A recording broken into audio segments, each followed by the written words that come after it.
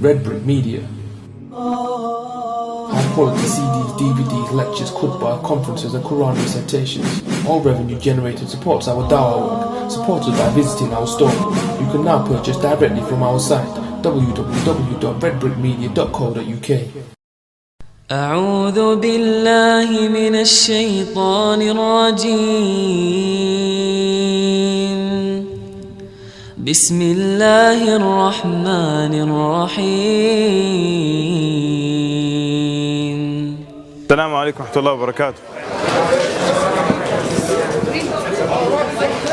It's gonna be difficult, man. I can't. Can you hear me in the back? This is as loud as I can go. Is that okay? Not good? Come closer if you want. Yeah? Alright. Alright, so I'm supposed to talk about something called lofty aspirations. What's that? What are lofty aspirations? Basically, in simple, it's aiming high. Aiming high. That's it. Aiming high in life, in your goals, everything you want to do, you want to be the best. So, where do we learn the concept of aiming high? The Prophet sallallahu alaihi wasallam, you know something? There was a man making dua. So the Prophet ﷺ tells him, when you ask Allah, ask for al-firdaus. What's al-firdaus? The highest level of Jannah. So your Prophet ﷺ is teaching you that if you ask for something, you ask for the highest. You always aim high, you always go for the best. Alright? And so the same thing when it comes to this dunya. And one of the worst things that happens to young religious men, okay, is that they start to think that, you know, the akhirah is important, of course, we all know that, but this dunya is not important. So you just be some loser, some riffraff, work at McDonald's, flip burgers, as long as you pray on time and everything, then it doesn't matter. No, it does matter. It does matter. You're supposed to be the best everywhere. You're the Muslims, the best of people. So you're supposed to do your best in this dunya, and aim high in this dunya, and aim high in the akhirah as well. You were never told to just ignore everything in this life. Alright? So a lot of times you find young men, they get bad grades, they don't care. This is all materialism anyways. This is all ilm of the dunya. Mathematics, Allah won't ask me about mathematics on the Day of Judgment. It's true. That's not a reason to get an F. You understand? Allah's not going to ask me about physics on the Day of Judgment. Physics won't help me cross the sirat. Yes? You know, you just make an excuse for failure here. Don't say that stuff. You want to be the best here, you have to do the best at everything. And all, whatever it is you want to do, aim high. There's nothing unreligious about wanting to be successful, for example, making good money, for example, and you can use that money to take you into Jannah. Look at the Prophet sallallahu alaihi wasallam and the companions and what they did for him, the successful ones, even monetarily, what they did for him. They used their money to go into Jannah.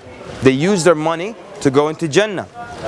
The Prophet ﷺ used their money to spread Islam. He used their money to prepare armies. You remember the Battle of Tabuk, right? It was a very difficult battle. It was called the Army of Distress. It was a time of difficulty. And it was a time when no one had money. It was a time when the dates just started to ripen. And we had to leave when the dates were just getting ripe. What's the big deal there? So what if the dates are getting ripe? Exactly, no one's going to pick them. So you leave for 2 months when the dates are getting ripe, so they're going to fall to the ground, the birds will eat it, and you're not going to get the harvest, you're not going to get the money. So everyone's waiting for the money to come, and now it's time to leave. So there was no money, and the Prophet ﷺ needs money to get this army together. So the Prophet ﷺ stood up. It's like the fundraiser like we do today. He got up and he said, who will prepare the army of al-usra, the army of distress or difficulty? And he will get al-jannah. He will get paradise. So there was a millionaire in the audience, but the type of millionaire that you want to be, the one that gives for the sake of Allah Azza wa Jal and doesn't worry about it. Not the kind that just has some fancy car and they walk around frowning and giving dirty looks to people. Look at me, I've got a car. Anyways, so this millionaire, what was his name? Anybody? Anyone? Uthman ibn Affan. Uthman ibn Affan. Excellent. Uthman ibn Affan, the companion, radiallahu anhu, he stood up he said, I will give 100 camels for the army of distress. 100 camels though, ready to go. بِأَقْتَابِهَا وَأَحْلَاسِهَا. يعني it's got the reins, the ropes, the saddles, everything. All you have to do is just get on. Ready to go. Yeah? So then he sat down. Notice the Prophet ﷺ said, who will prepare the army? And they will have Al-Jannah. So now he got Al-Jannah for giving these 100 camels. So the Prophet ﷺ needs more. So he got up and he's saying again, who will prepare the army? And he will have paradise. So the millionaire got up again. And his name was Uthman ibn Affan. He got up and he said, I will give another 100. Fully ready to go. Fully loaded. All options. Yeah? Ropes, saddles, ready to go. So then he sits down. Third time, and Nabi Sallallahu Alaihi Wasallam, who will prepare the army? Uthman gets up again. He sits down, he gets up again, sits down, gets up again. It is narrated that he got up 7 times. One narration says he got up 10 times. So he got glad tidings of Al-Jannah, just in this one incident, besides the others, 7 times or 10 times according to one narration. But that's a millionaire, and he uses money for the sake of Allah subhanahu wa ta'ala. Doesn't mean you won't be religious if you're successful. Doesn't mean you're not as religious as the guy who's getting F's. Brother next to you is bearded up to here, he's getting F's in school. MashaAllah, he's all about the akhirah, this guy. You're getting A's and B's, you know, he's got the dunya in your heart, you need to take that out. Get some F's in your report card, you know, be a good religious brother. So you aim high with everything. But you know something? You want to aim high? You want to make something of yourself? It's all about how you use your time now. Wallahi, it's all about time. And time is a concept that a lot of youth, they just don't know what that is. What's time? Time? You sit there and play video games all day. Yeah? Who plays video games all day? Don't put your hand up. Yeah. All day. Brothers play video games all day. And this wasting their life. You know, this is a concept I call mini suicides. What is your life? What's your life? Your life is time, isn't it? Your life, it's seconds add up to minutes, minutes that add up to hours, hours that become days, that become weeks, that become months, that become years. That's your life. It's time. So every time you waste time, it's like you're committing a mini suicide. You sit and watch something on TV for 2 hours, you committed a mini suicide. You killed yourself for 2 hours. True or false? You killed yourself for 2 hours. You know something, watching TV is very weird, because what you do when you watch TV is you sit still watching other people move. That's what you do. You sit still, you watch other people do things, other people achieve, play sports, bungee jump, experiment, find things with animals, and you're just sitting watching them do something with their life. You're just watching them, you're amazed. Like, Allah, it's amazing. It's sad. You know, they say, this statistics are for the United States. So maybe you guys get a few years off, I don't know. They say that in the United States, if you die at the age of 75, you would have spent 12 years watching TV. 12 years. 12 years like this.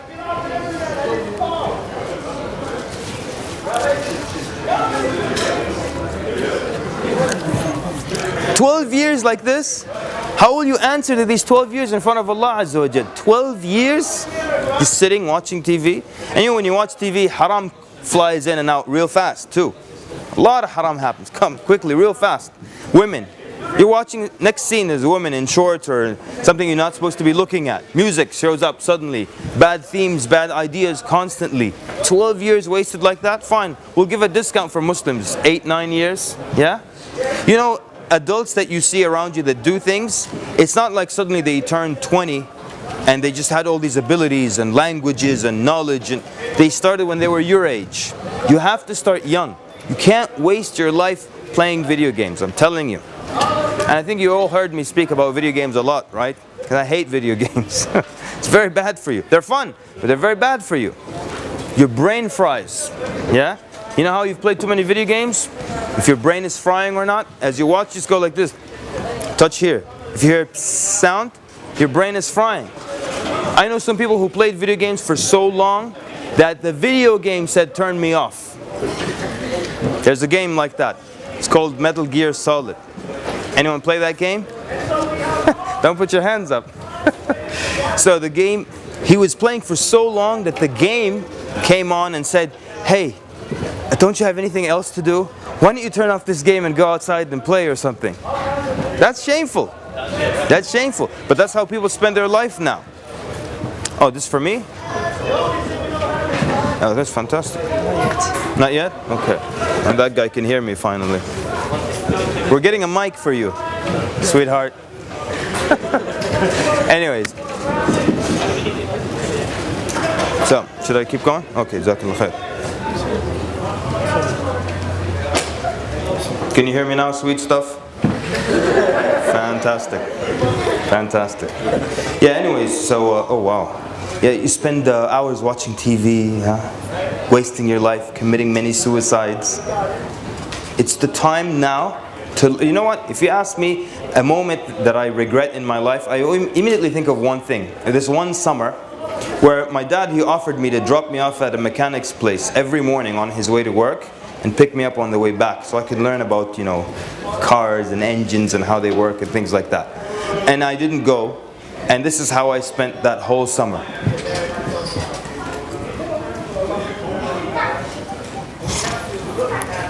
Sleeping, turn around on this side, I get too tired, turn on the other side. The whole summer was just wasted like that. And I could never get that summer back, ever. Anytime you ask me, what is one time you regret in your life? I regret that summer. I could have learned something.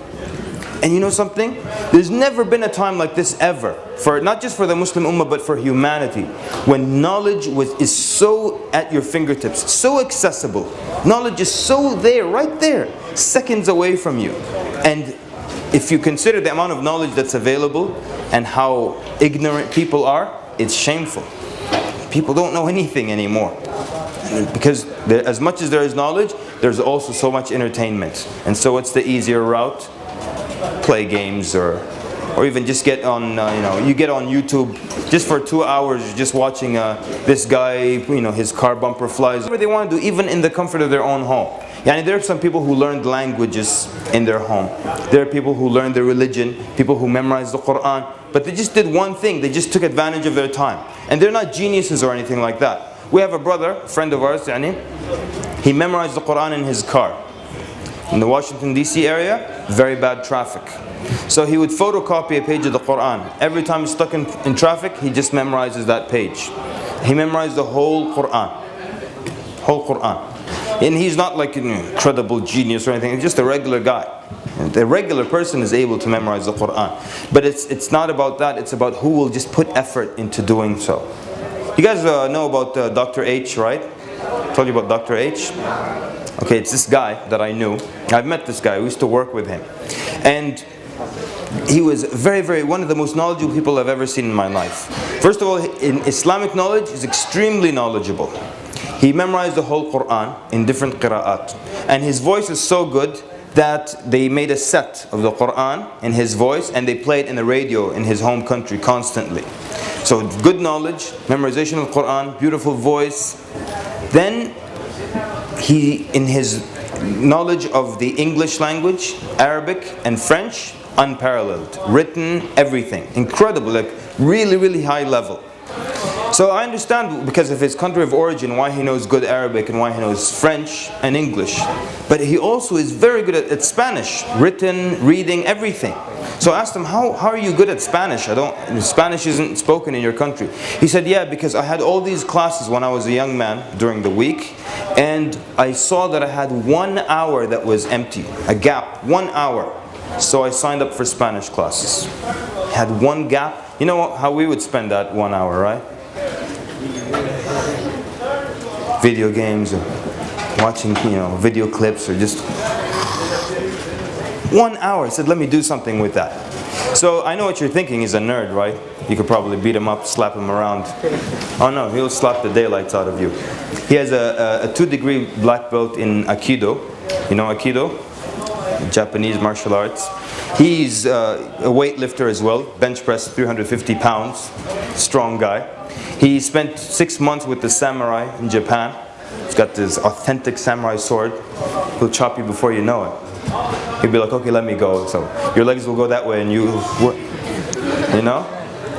So, but the way he became that way is that he was always taking advantage of his time as a young man. These type of people, they're rare, okay? But he just took advantage of his time. spend your whole time just wasting it, yeah? How are you going to have any aspirations? How are you going to move forward? How are you going to do anything? People have exams, they watch a movie.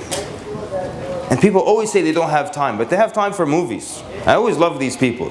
Tell me, Akhi, we need to do this. I'm very busy these days. And, okay, you're busy, you can't come, that's fine. 2 minutes later, yeah, so I was watching a movie last night. Wait a minute. Didn't you just tell me you don't have time? How were you watching a movie last night? That means you have plenty of time. So you always have time. I love these 11-year-olds that tell you, I don't have time. What do you do as an 11-year-old? What's your schedule like, huh? Have important meetings. Okay, yeah, yes, I see. What are you talking about? Cartoons or? I don't even know what's big anymore, yani. Cartoons or what people waste their time with. But everybody has time. We just don't make time. We force time. See? People say, I don't want to give da'wah. I can't give da'wah. I don't have time. Yeah, you have. You just force time for da'wah in your life. Yeah? The Prophet ﷺ would force time for da'wah. When he went to a Ta'if, he stayed in a Ta'if for a number of days. People think he went to a Ta'if and came back the same day. No. He stayed for days in a Ta'if. But notice when he went to a Ta'if, he had a family to look after. His wife, Khadija radiallahu anha, just passed away. He had 3 daughters in his home. He had things to do. He had responsibilities. But he forced time for da'wah. People don't force time anymore. They expect to have a chunk of free time. You know something? Before you leave here, I want you all to harass Sheikh Abdul Bari Yahya. Yeah? Because, you know Sheikh Abdul Bari, right? You're looking over there, he's not right there. Yani. But Sheikh Abdul Bari, I shouldn't say his name, but yallah, just go harass him after this. So he learned, some languages. He speaks Cham. You know what Cham is? Anyways, he speaks Cham. How did he learn Cham? He learned some languages just for da'wah, to give in the mountains in Cambodia. You know how he did it? He had note cards, and he said wherever, this is how people think that you should learn, right? If I want to learn a language, if I want to memorize Quran, I must have an empty 5-hour slot during the week. That's when I sit and do that. No. You do it in the little 5-minute slots here, 2-minute slot over there, 3 minutes over here, 1 minute over here, 2 minutes and a half over there. These minutes add up. And you can do incredible things if you add up all these little minutes. So he said, I had, language, a lot of it is vocabulary as well, right? Once you learn sentence structure and other things, you need vocabulary now. So he had, what is this for? At the end, can you do like a question and answer and this is prizes? Okay. Also, we're going to finish in about 15 minutes. Oh, fantastic. Okay. All right. So basically he had note cards in which he would put these words. He said, if I stop at a traffic light, how long does it take for the light to turn green? A few seconds, 30 seconds. He said at the traffic light, I'd pull my note cards and start to memorize. Okay? And wherever he gets a minute and a half, he'll pull and start to memorize. So all these little minutes, they add up, and he learned a full language. Now if you would sit him down and say, what did your schedule look like? It's a totally packed schedule. There's no time for anything else. Okay, how can you take a schedule like that that's fully packed and there's no time, and yet you find a way to force time to learn an entire different language? And it was quite a rare language as well. Why? Because in this fully packed schedule, there are these 2-minute gaps, 1 minute, 3 minutes over here, 4 minutes over there, and you can do things in these minutes. People always tell you, oh, I want to learn Arabic. I'll go overseas and learn Arabic. You don't have to. Wallahi, you can do it here. Just turn off the video game for a second, okay? Don't waste time on the internet. Don't commit many suicides. And you can learn Arabic here. You know, brothers that I love, I call them the Medina brothers, yeah? They want to learn, they want to go to Medina and study the deen, right? But they don't go to local classes down the street here. So you tell me you're going to get on a plane and go halfway across the world and you're going to learn the religion there, but there's a class right across the street, right down the street from your house in the masjid, and you don't go to it. Inshallah, when I go to Medina, I will learn everything this sheikh is saying, and I'll come back better than him. Ya akhi, tayyib, learn now. Learn now. Take advantage of your time now.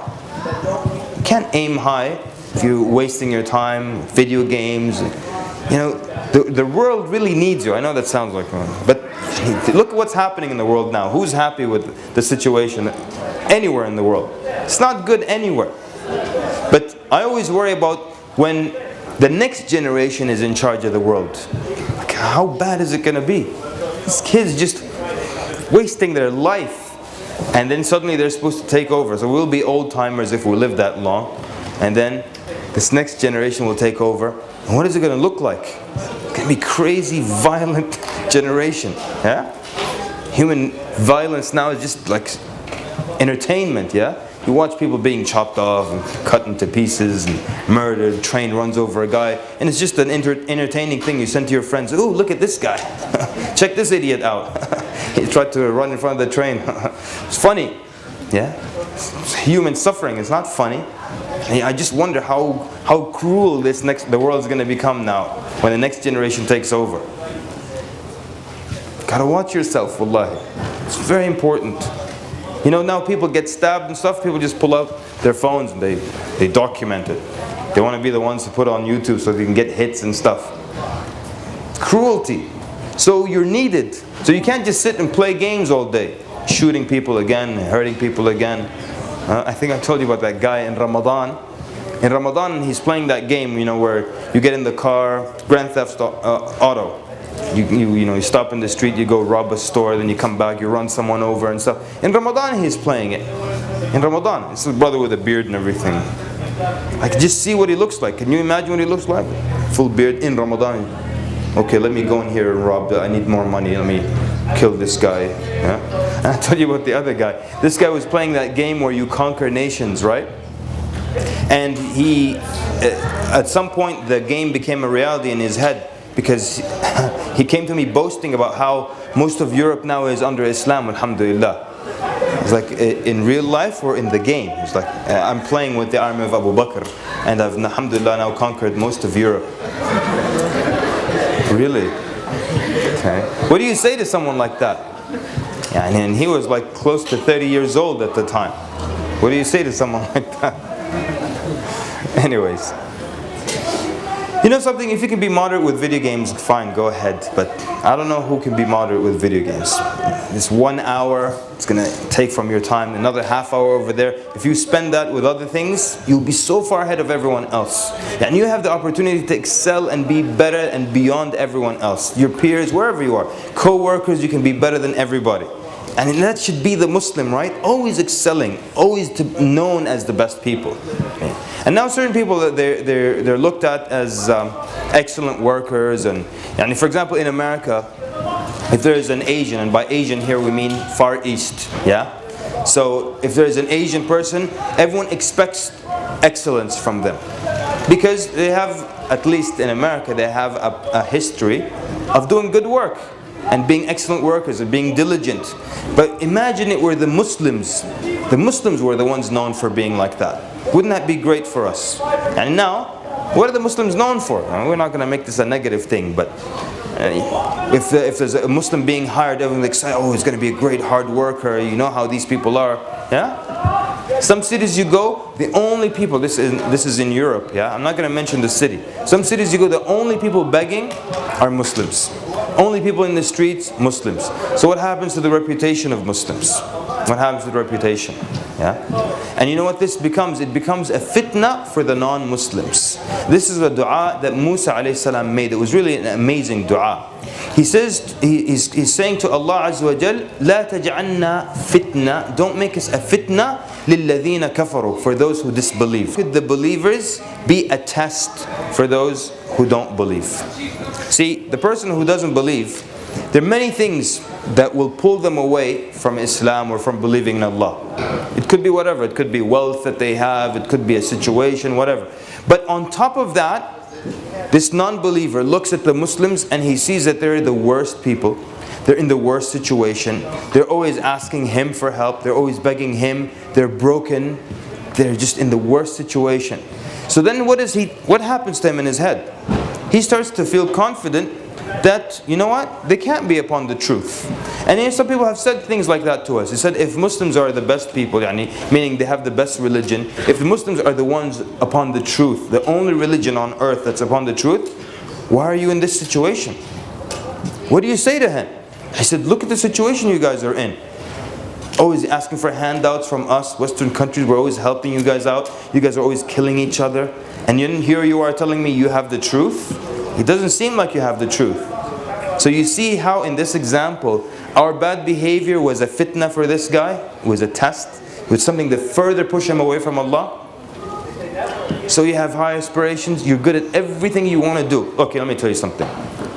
And Nabi sallallahu alayhi wa sallam said, إِنَّ اللَّهَ يُحِبُّ إِذَا عَمِلَ أَحَدُكُمْ عَمَلًا أَن يُتْقِنَهُ. That Allah loves if one of you does a job, does any action, does a job, that he does it to the best of his ability, that he perfects it.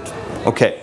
Now, this hadith, does it mention what type of action it has to be?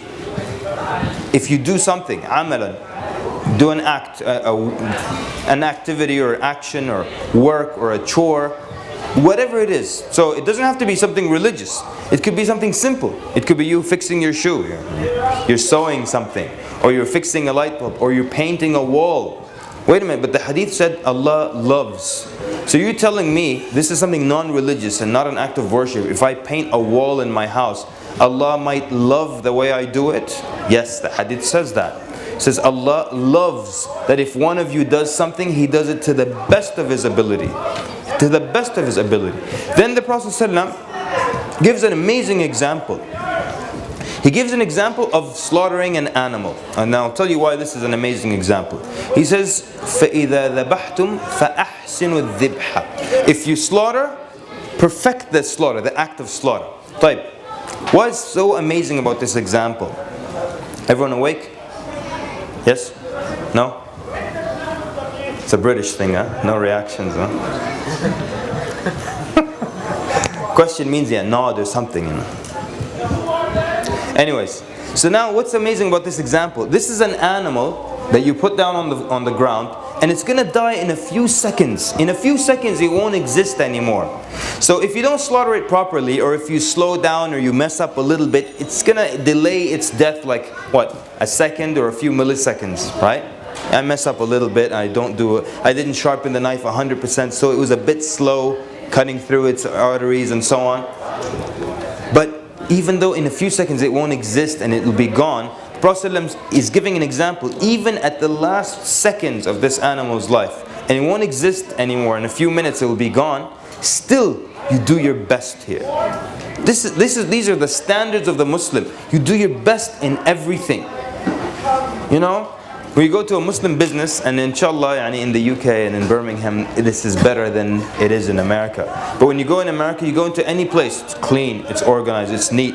Go into a Muslim business, the chairs, they're not stable, the table is wobbly, everything is chipped, the paint is chipped, and you get the brother treatment. You know what the brother treatment is? They just give you anything, brother, okay brother. They just give you something cold, something with a hole in it, brother, okay brother, you get the brother treatment. What happened to itqan? Perfecting everything that you do. So you aspire for something, you become the best at it. You want to do something, you do it to the best of your ability.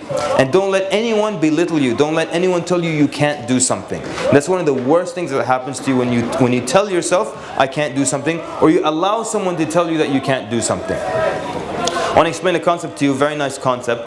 It's called learned helplessness. Yeah, learned helplessness. And this is something that happens to elephants. You know circus elephants? Circus elephants, they tie them down. In the old days, they would tie them down with a rope. And the rope is attached to this peg, like this big nail that they beat into the ground. So the elephant, you think it would easily pull that little nail out of the ground and escape, but it never tries. Why not? Because when the elephant was a baby, it was tied down in the same way. It tried to escape, and it couldn't. So when it grew up, even though now it's strong enough to escape, it learned to become helpless. It learned to become helpless, so it never ever tries. The elephant can pull the whole tent down with one leg, but he never tries to escape because he learned to become helpless. So learned helplessness, this is something that we do to ourselves all the time. So for example, you say, I'm not good with names. Who says that? I'm not good with names. A lot of people say that, I'm not good with names. So you know what? You will not be good with names because you set yourself up for failure. You told yourself, I'm not good at this. So how are you going to be good at it? So if someone tells you his name, even if it's an easy name, my name is Muhammad, you forget it. Because you told yourself, I'm not good with names. I'm not good with math.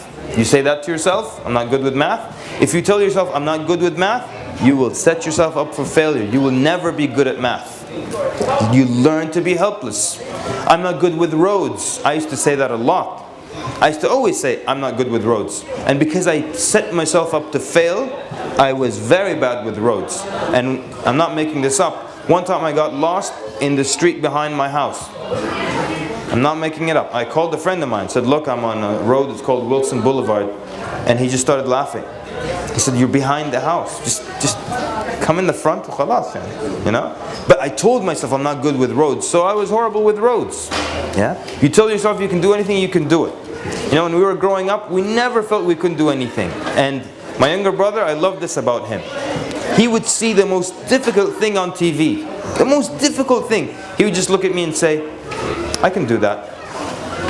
Anything. Guy spent 5 years training for something and he does a handstand on his finger and stuff. He looks at me and he's like, I can do that. It's the right attitude though. Because this person doing that thing, he's a human like you. He bleeds like you. He has to eat and drink water and breathe air. So if he can do it, why can't you do it? Can anyone explain? You just have to go through whatever training he went through and you can do it. Why not? And you know something about my younger brother? Because he always had this attitude, he was superb at most things that he wanted to do, he was excellent at. Especially physical things, yani. And he's one of those people who are good at sports, yeah? Anyone like that here? Good at basketball? No? Nobody? Football? Nobody? Just you? All you, the rest of you are all nerds, huh? That's fantastic. That's good. I feel at home now because I'm not a nerd, but I also stink at sports. Anything with a ball in it, I'm horrible at it. Yeah, but he was superb. He was 8 years old. He would outplay adults in golf. He would beat all the adults at a golf course. Not like mini golf. This is a full-scale golf course. He's good at everything because he told himself he can do it. So if you tell yourself you can do it, you can do it. You tell yourself I can't, or someone else tells you you can't, don't ever let someone tell you you can't do something. You know, a wise man once told me, he said, you want to do something, don't talk to people about it. Because they'll tell you, oh, it'll never work, oh, it's difficult, oh, it's hard, don't try it. Just put you down. Someone says you can't do it, just prove to them you can do it. And never talk to them again, meaning don't give them don't tell them your aspirations from that point on. Fantastic. Excellent. So we have to stop now. And is there any time for that? Yes. It's fine. It's supposed to be 10 minutes. Q&A or we're done?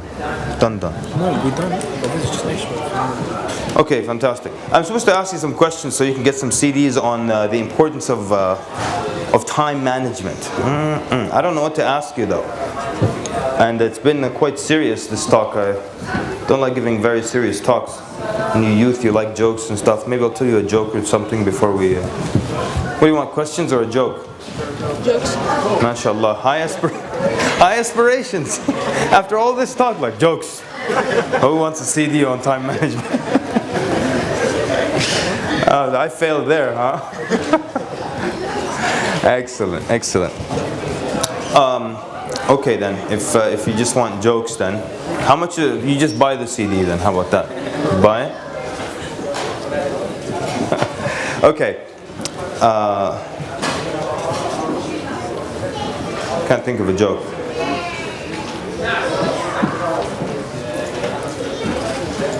You all heard the mango juice joke, right? Yeah. So I can't repeat that one.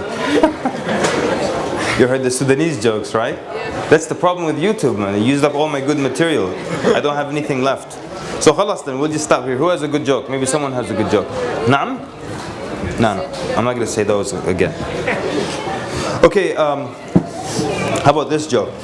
So this guy goes to apply for a position at an Islamic center. 3 men, they go to apply, young men like you, they go to apply for this position at the local masjid. So the first one goes in, they ask him, they say, what's your name? He said, my name is Muhammad. He said, okay, Muhammad, recite Surah Muhammad, please. He said, I haven't memorized it. He said, well, sorry, you can't get this position. He goes out, the next guy comes in. Assalamu alaikum, wa alaikum salam. So what's your name? He said, my name is Yasin. He said, well, Yasin, recite Surah Yasin, please. He said, I haven't memorized Surah Yasin. He said, well, you can't get this position. Sorry about that. Thank you for your time. So the third guy outside, he sees these people are coming in, leaving very quickly. He said, listen, what do they ask you in there? They said, look, they ask you your name, and if it coincides with the name of a surah in the Quran, they ask you to recite the surah. He goes, oh no. So he walks in, he says, Assalamu alaikum wa alaikum salam. What's your name? He said, look, my name is Ibrahim, but my mother, she calls me Qul Huwallahu Ahad. Alright. جزاكم الله خيرا. صلى الله وبارك على محمد والسلام عليكم ورحمة الله. أعوذ بالله من الشيطان الرجيم. بسم الله الرحمن الرحيم.